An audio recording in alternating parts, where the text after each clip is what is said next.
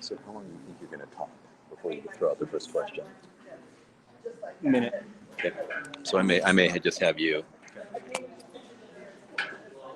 How are we looking time-wise? I got it. I got it. So we're ready to go. Well, that's with mine. Ailish, are we moving?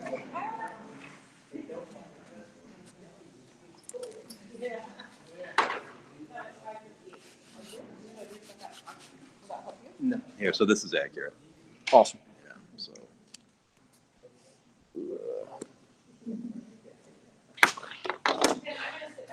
Cool.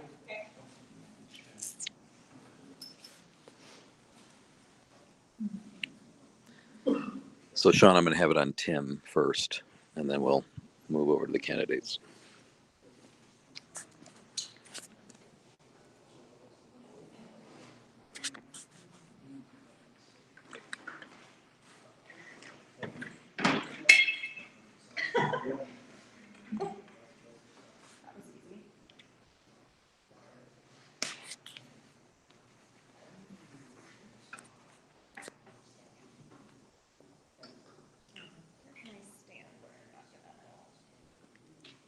Probably behind. You're behind it.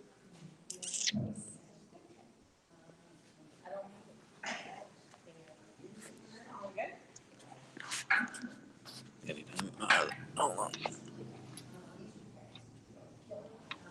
So he'll go. So he'll just start at 6. Sounds good. All right. Good evening, everyone. Is the mic okay? We're still doing a little bit of sound check, so everything sounds okay? All right. Well, good evening. My name is Ailish Van, and I'm the Executive Director for the Greater Palmer Chamber of Commerce. I'd like to thank everyone for joining us this evening, whether you're here in person or joining us live. I'd like to thank the Palmer Fire Chief Chad Cameron for allowing us to hold this forum here at the fire station. It's kind of a cool setting. They were like, oh, I should have cleaned it up. I was like, it's perfect. This is exactly how it should be, you know. So I'd like to thank them for letting us hold this forum here and for working with us on all of the details of this event. I'd like to thank each of the candidates for their participation, for making this work in their schedules. Sorry, I have my back to you. I don't want it to scream. Okay. I'd like to thank our candidates for participating. Thank you to Tim Rocky for stepping in and volunteering to be our moderator tonight. I offered, but Tim was like, let me do it.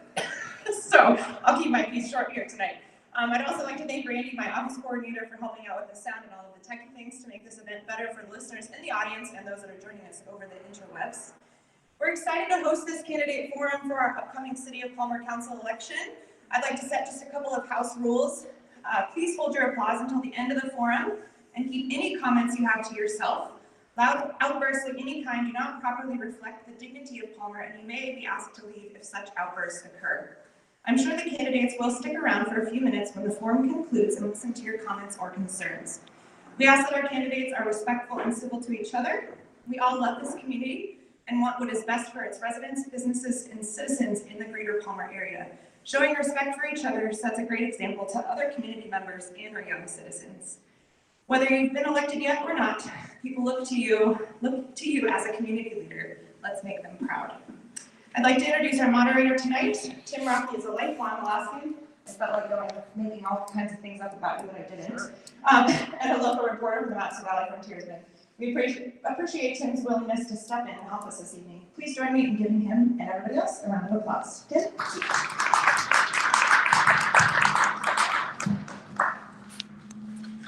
Set up a little bit. Well, I want to thank everyone. Thank you so much to Ailish and the Palmer Chamber of Commerce. She mentioned let's keep our participation from the crowd non-verbal. If you must express approval, please do so without speaking. The other thing I want to get in there is the Palmer City Clerk's number, 761-1301. I'll say that again, Palmer City Clerk, 761-1301. If you have any questions about how or where to cast your ballot. Early voting has already begun at the Dorothy Swanton Jones Madison Borough Building, and October 5th is Election Day. All right, we all ready? Let's get started. So, with 3-minute answers, I'm going to start with Councilwoman Burbrick, Councilman Carrington, Lee, and then Pamela. In 3 minutes, please introduce yourself to the voters and detail your platform in running for the Palmer City Council. Julie, go ahead. Thank you, Tim. My name is Julie Burbrick. I am running for re-election for Palmer City Council. I've been on the council now for 3 years, since 2018.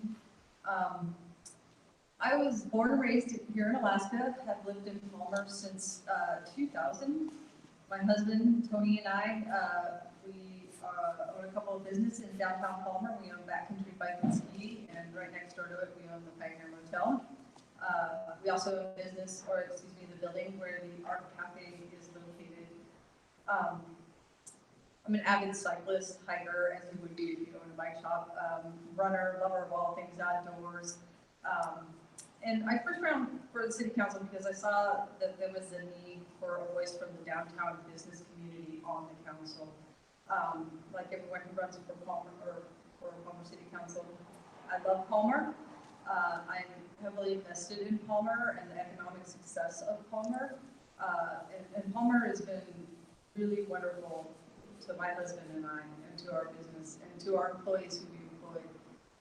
And I really wanted to give back. To be a successful business owner, you have to be fiscally conservative while also being open to new ideas for growth and development. And this would translate pretty well into how I would serve on the Palmer City Council. Thank you so much. Oh, let's turn this on first. Thank you so much.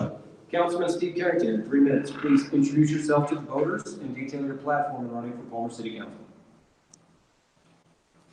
So my name is Steve Carrington. I've lived in Palmer since the 8th grade. In fact, I went to Central Junior High, and there's a couple of people here who might know what that means. It was condemned, and then they turned it into the borough building after a lot of refurbishing. I've enjoyed seeing many phases of my life in Palmer, and I've been a student, a commuter, an employee, a business owner, a city council member, and a husband and a father. I was an MEA employee for almost 20 years, and in IT and member public relations. For several years, I enjoyed life as an entrepreneur running a downtown business called Adventure Stores. And currently I work as an IT contractor for Bryce Engineering for the National Guard on base. I met the love of my life, Sherry Carrington, and we married in 2003. And we love raising our teenage son here in Palmer, and I want him to grow up and appreciate the same small town that I knew as growing up. I've served on the Palmer City Council since 96 to 2000. I did things in little chunks. Then from 2001 to 2004 or 2005, and then most recently from 2013 to the present. And I've worked to make Palmer City government serve its citizens and our visitors as efficiently and as effectively as possible. And as far as accomplishments, when I first got on council, I got to help choose a city manager. One of the things I noticed when I got on council was back then we used to have a combined role where the city manager also was the city clerk and kind of wore two hats. And as the city grew, I decided that I kind of thought it was time that we should break it apart. And so I kind of lobbied and pushed and pestered to make that happen. Once we got the city clerk, I pestered for getting the city code online. That was something I thought was really important to have it accessible for everyone. Saw other development things like the ice arena and the MTA Event Center that was built, I think, in 2005. Somewhere in there also helped choose another city manager who seemed to go through them a few times. One thing I tried lobbying and working with Mr. Best on is we tried getting people interested in the Net Bay complex. We were pestering people in Juneau, we were pestering people in Anchorage, we were pestering people everywhere, and we basically failed on that. But I think we might have helped get awareness out there, and now we actually have where some businesses have bought and are developing things in the Net Bay complex, and so I consider it a successful fail, I guess you could say. And a few elections back, I came up with a theme of getting back on track, and my website kind of has that. And I want to see us taking care of our streets, taking care of our first responders, taking care of water and sewer, and then. Steve, thank you for your time. That was 3 minutes. I'm not going to repeat the question every time. Council candidate Lee Hendrickson, you have 3 minutes for your platform. Thank you, Tim. I'd like to thank Ailish and the Chamber and Tim the Frontiersman for hosting this event for us and for all the citizens of Palmer so you can find out who we are that are wanting to serve you. I've lived at my house in downtown Palmer since 2006. It's a colony house, so we live in history in our little house downtown. Mike and I moved to Palmer originally in 2000. Mike and I met at Aikido camp. And I would say Mike fell for me, literally and figuratively. Moved here in 2000, lived in Palmer for a little bit, and then we lived in Raleigh Hills for a couple years outside of Palmer with Mike's dad. Once he passed, we moved back into Palmer, and I've been here since. I love Palmer. I love that I can walk everywhere. I love that I can walk to my doctor, my dentist, my vet, my eye doctor, shopping, all in downtown Palmer. It's a really remarkable little town to have all the services within walking distance. I received a Master of Arts in Teaching from APU in 2003, and with that and my prior background, before I moved here, I was assistant administrator for the SETI Institute. So I was the one running the computers and networks at telescopes around the world while we looked for extraterrestrial signals. It was a really exciting, fun job. I left that for Mike, so that says something for him. He drew me away from that. So I took my love of technology and Master of Arts in Teaching. I became an instructional designer at UAA. So there I helped faculty teach online. So I took my love of tech and my love of teaching and married it. I also taught classes and teaching online. And Mike is a very creative person. In 2005, he and a bunch of other guys started this idea of a radio station in downtown, in Palmer, Radio Free Palmer. And I got involved in 2009, and I've been board president since 2011. So I'm just coming to say I have bring a lot of experience from diverse areas in my life to this job. I am detail-oriented, fact-finding. I like to listen to people. I like to get the data to make good decisions for everyone. So I really support a walkable community. I support commercial and retail development. I want to use taxpayer dollars wisely to make our town even better. Thank you very much. Thank you. Last answer, and we'll switch the order for every question. Pamela Moline, your platform, 3 minutes. Go ahead. Well, thank you, and good evening. I want to congratulate Rocky or Tim because he's the first person to actually pronounce my name correct and last name correct in a long time. So thank you for that. I am Pam Moline, and I am homegrown. I'm right here. I grew up here in Palmer, went to school here in Palmer, graduated, had my children here, and left for Kodiak for a short period of time for some work there, and then was asked by Premier Blue Cross to come up and help implement what we all know is healthcare reform. So did that in 2010, worked predominantly for the last 20 years in the nonprofit as well as the private sector with large group employers as well as small group employers. And I just really learned how to work with employers and what their desires were for their businesses. And within that, I knew immediately that I was going to come back to Palmer. That was where I wanted to be. And I felt like this was a great place for just to finish off my career and eventually my retirement. This is where I wanted to be. So with that said, I knew that it was time to get involved, and now I have my children who are opening businesses here, and I'm very excited about the future of Palmer, and I want to be a part of that. I want to effectuate change and help build upon what a beautiful community that we have. Ailish, I have a question for you. There are 3 questions in this next question. Do you want them to answer each or incorporate answers to each of these questions in their 2 minutes? Sure. Yeah, okay. So in 2 minutes, and we'll start with Steve, we'll go to Lee, we'll go to Pamela, and then we'll go to Julie. What effect do you believe the central business district has on local business owners' capabilities to attract customers to downtown Palmer? In 2 minutes, Steve, go ahead.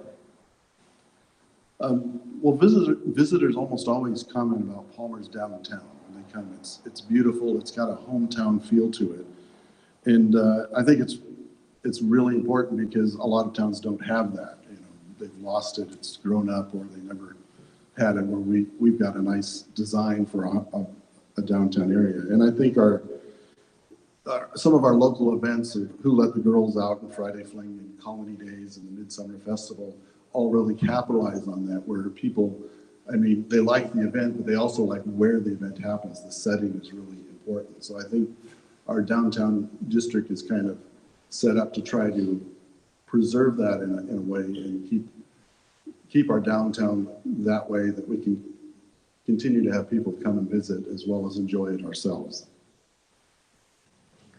All right. Lady, what effect? Go ahead. Central Business District. Yeah, I'm excited about the potential of the expansion of the Central Business District that happened in 2021. There was planning that went on in 2020 with the Planning Commission, and the council approved it, I think, in February. And my home is now in the Central Business District.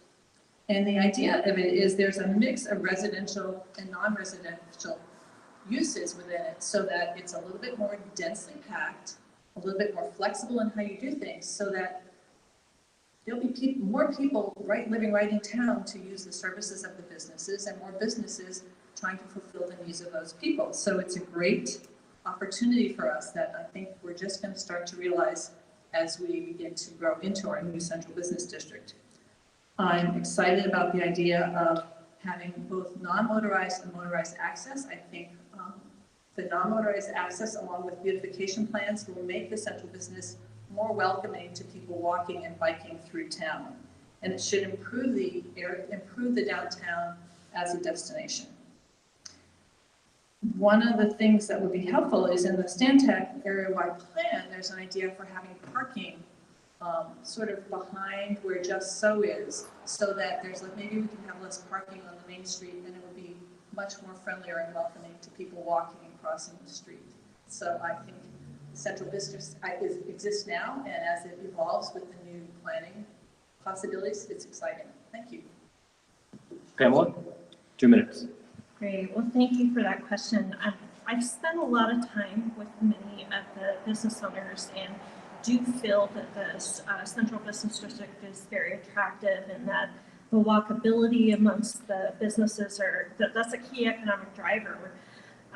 As long as we maintain them, we definitely have to work on better maintenance of what we have, and beautification, of course, is one of them, as Ms. Hendrickson said. But what I have observed is that if done with great care, we have an opportunity to expand and extend that our brand, for great marketability. I'm just going to hold the next question. I'm going to start with Pamela.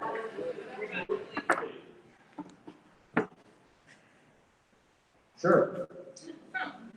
Next question. What? No, We're right here. I'll be brief. I apologize.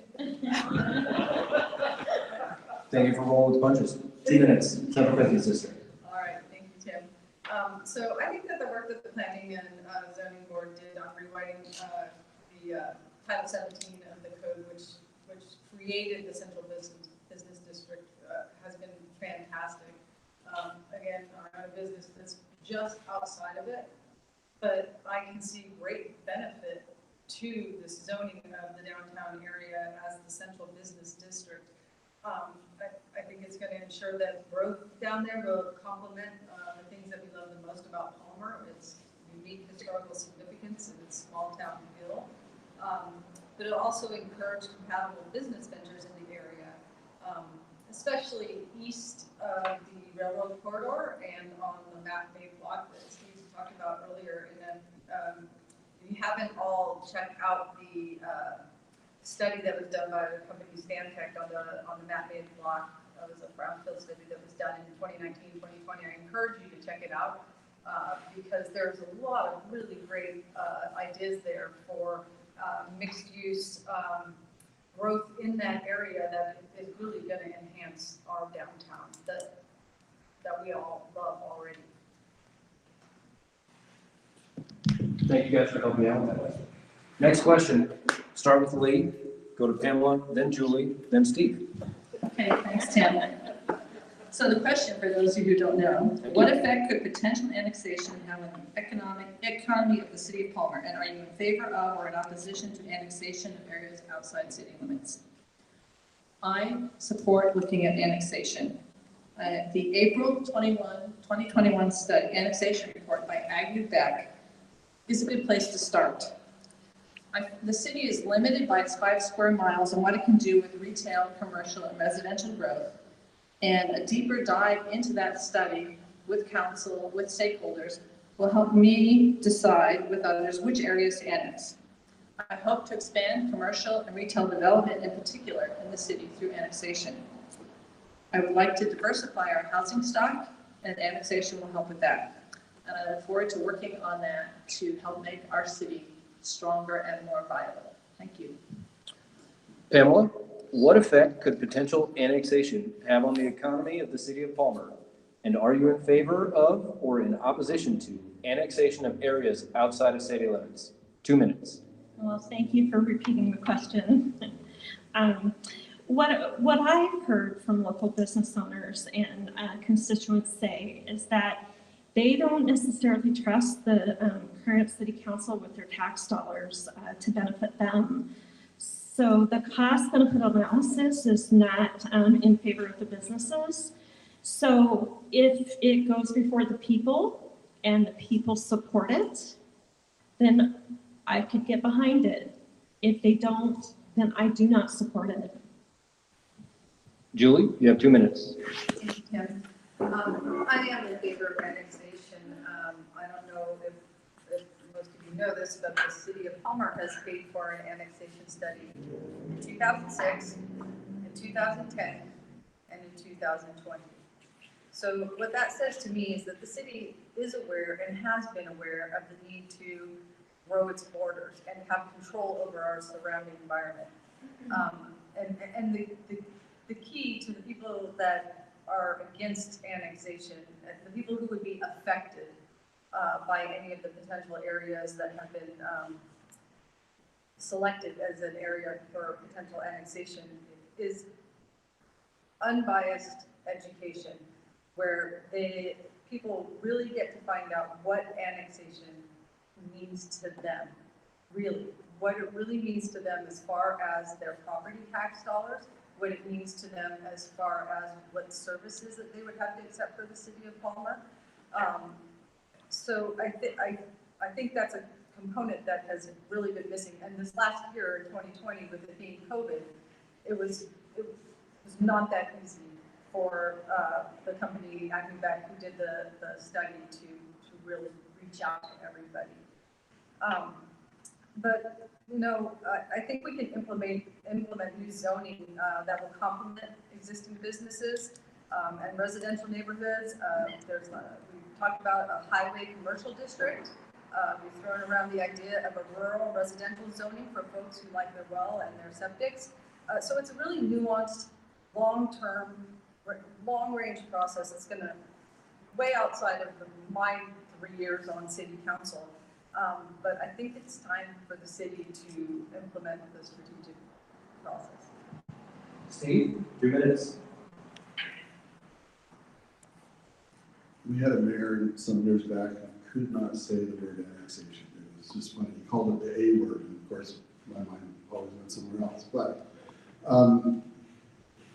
for a few years now, I keep talking about we're really a dense city. We've got really compact area, and so that I could see that Palmer could have some healthy growth.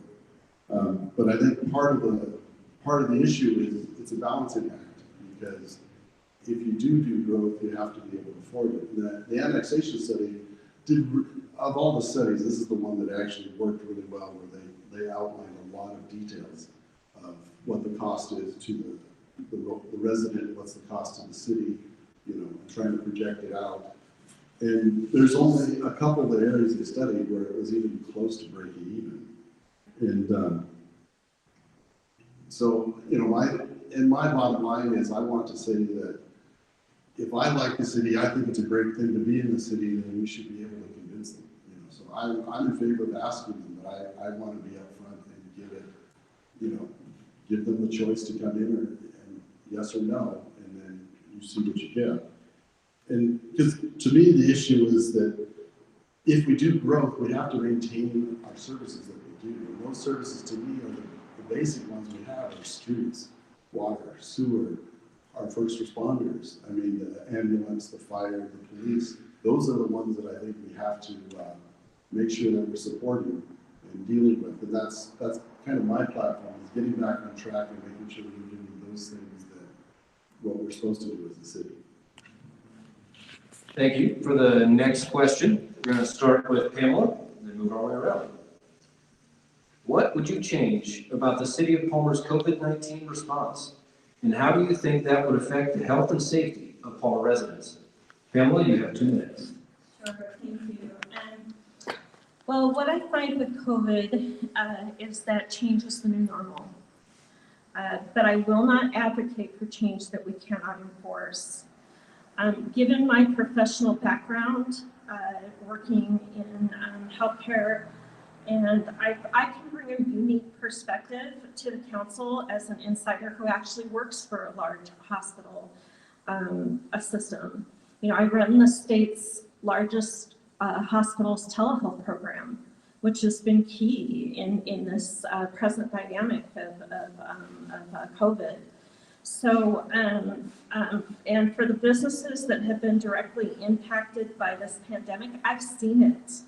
I know how important access to care is and how important it is for the economy to thrive at the same time. So I support our current infrastructure and policies that we have in place now. Julie, 2 minutes. Thank you, Tim. This is a tough question. The question of how the city or any city or state, the whole United States has responded to COVID-19 has become such a politically divisive subject.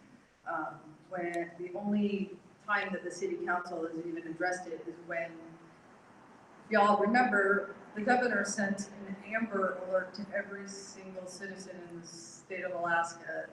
And it had the effect of scaring people. And people came to us and they asked us to do something. So, when Councilwoman Combs brought the legislation forward, that's where that was coming from. And ultimately, that did not pass.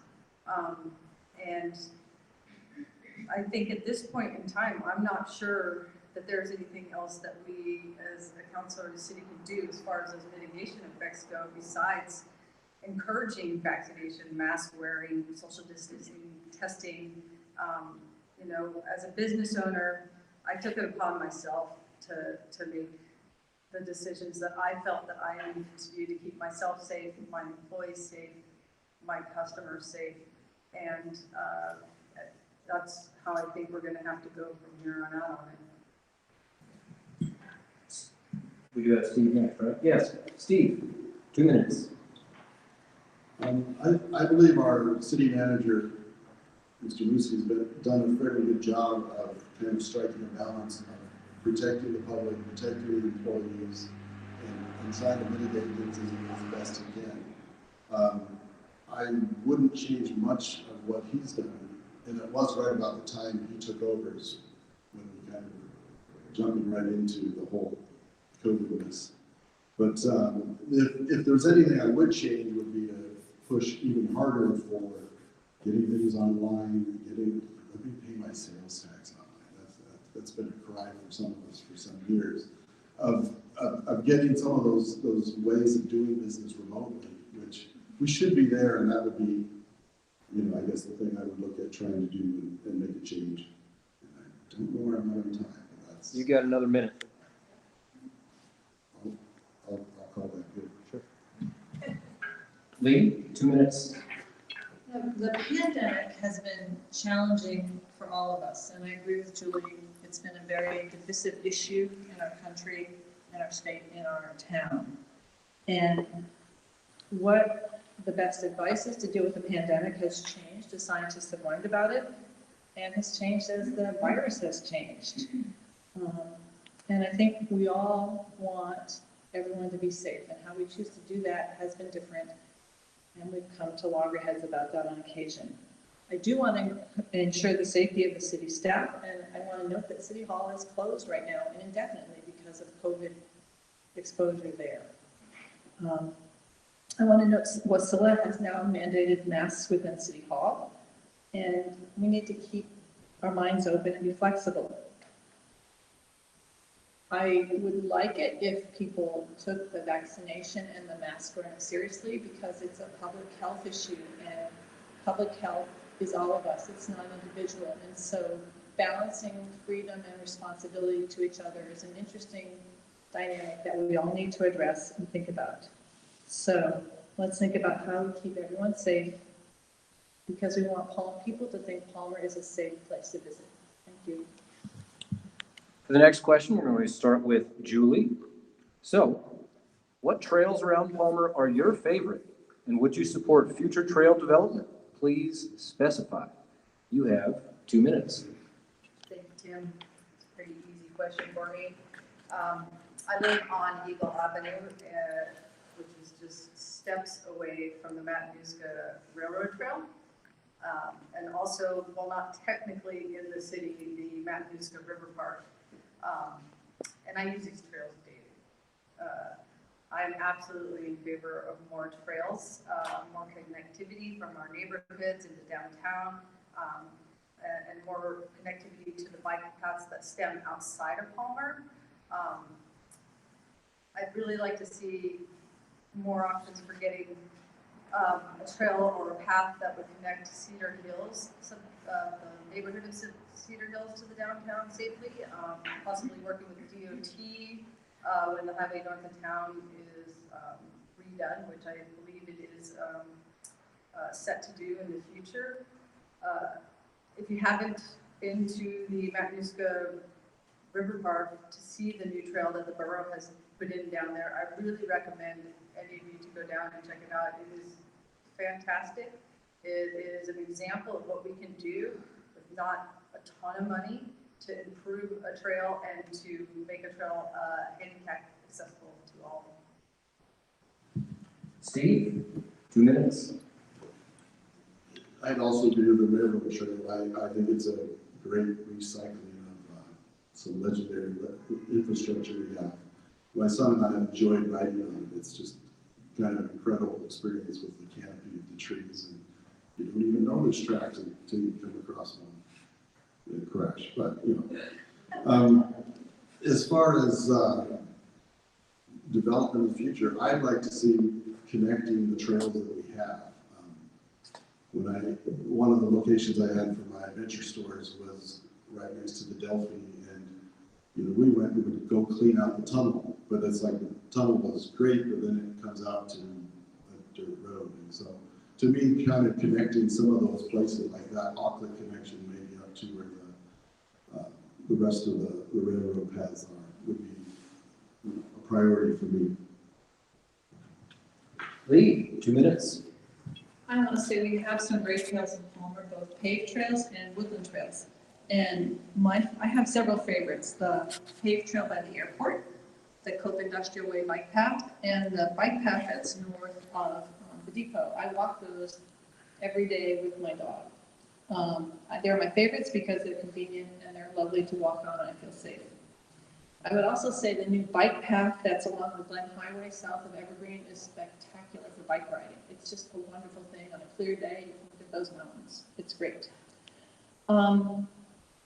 I'd like to revisit the bikeability study that Pete LaFrance did a couple of years ago. He had ideas of how to connect various bike paths in the city.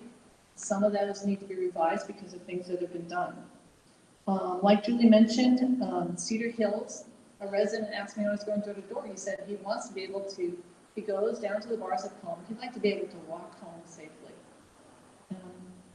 And I would note that it's not particularly easy or safe to get to the bike path that's on the other side of the Glen Highway from here. There's, Evergreen, Arctic, and Dogwood are the main streets that go over there, and they don't have bike paths, they have sidewalks, which are not so great to ride on. So we need to figure that one out in particular.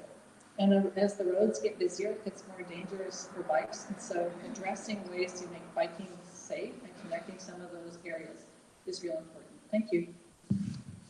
Pamela, 2 minutes. Sure.